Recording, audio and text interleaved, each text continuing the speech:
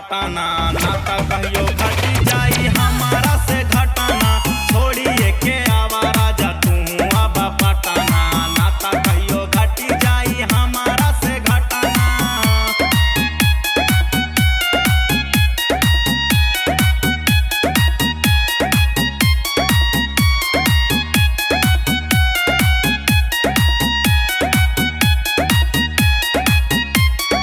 अपने राजा तू करेला मना मानी नस देला हमारा चढ़ली जवानी नस देला हमारा चढ़ली जवानी। अपने राजा तू करेला मना मानी नस देला हमारा चढ़ली जवानी नस देला हमारा चढ़ली जवानी। लागता पड़ोसिए राजा कदी दूर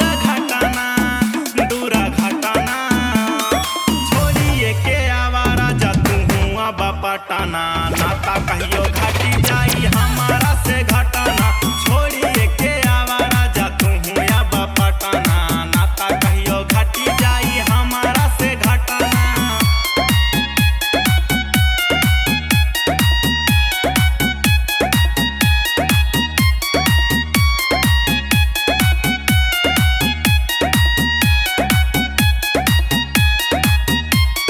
शादी करा के छोड़ी गईला तू बहरा तोहरा ना बात निको महमाया तोहरा ना बात निको महमाया। शादी करा के छोड़ी गईला तू बहरा तोहरा ना बात निको महमाया तोहरा ना बात निको महमाया।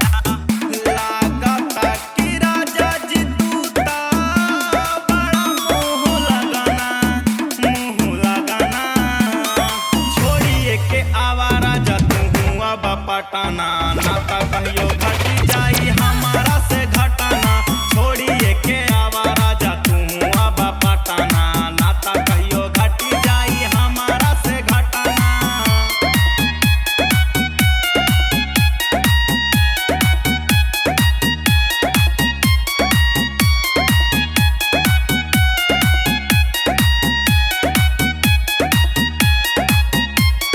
राइटर अमित अशोक करे तंग हो गुड्डू सालेंदर के निकाना बढ़ंग हो। राइटर अमित अशोक करे तंग हो गुड्डू सालेंदर के निकाना बढ़ंग हो। कहियो राजा पड़ी जाई उनके चटकाना छोड़िए के आवारा जा तू अब पटाना नाता